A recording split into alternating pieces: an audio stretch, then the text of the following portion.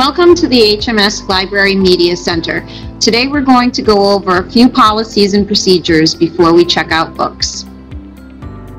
First up is our library golden rule: be productive.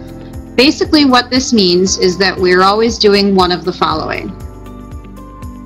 1. Use technology for searching books and/or the internet. 2. Find information to read for a school project or for pleasure. 3. Check out reading materials.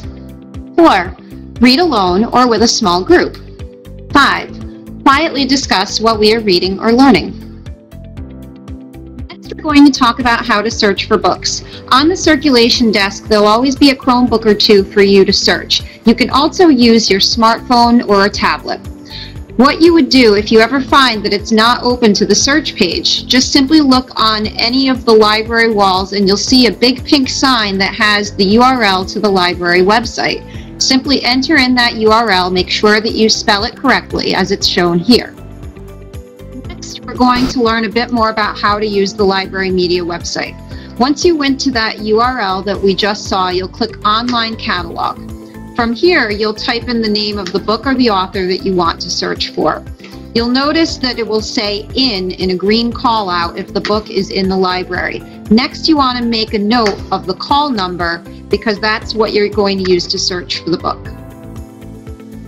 In this example, the call number was FROT. In addition to our online resources, there's also a sign that gives tips on how to search fiction books inside the library. Fiction book call numbers are always the first 3 letters of the author's last name. In this example, we looked up a book by Veronica Roth.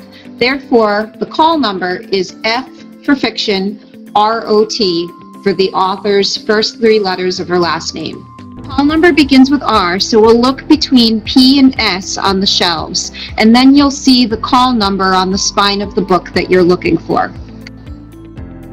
In addition, some of our books have spine labels with the genre, for example, fantasy or historical fiction.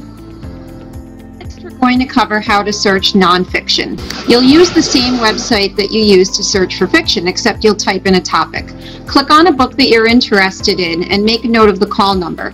You'll see a number and then a letter. Pay more attention to the number because that's what you're going to use to search for the book first. In this case, the call number was 523.4M. 523.4 is the number that you're going to use to search for the book, and M is the first letter of the author's last name. 400 to 550 is the range in which we'll find 523.4. Notice that the shelves are also labeled by topic. Use that as well as the spine numbers to find your book.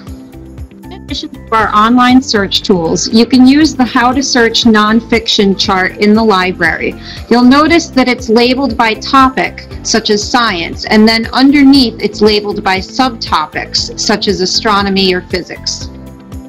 Type of nonfiction book is a biography. So now we're going to learn how to search biographies. Let's say you need a biography on George Washington. All biographies are organized by the last name of the person whom the biography is written about. So we would search for W in the case of George Washington, which you would find in between Q and Z. The last topic that we'll be covering today is how to use the self-checkout. Today we're going to practice using the self-checkout. However, please only use self-checkout when a staff member is not present. Write your first name, last name, and homeroom in the spaces provided. Next, you're going to need to make sure you write the entire book title. In this case, it's Harry Potter and the Deathly Hallows.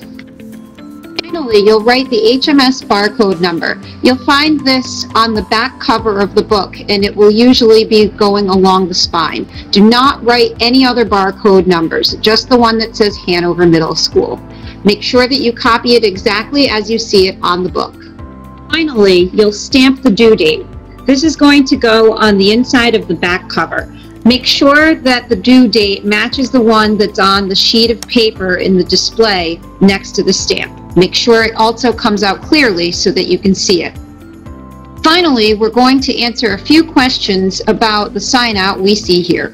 Congratulations, you're ready to check out books. Please let Mrs. Foley know.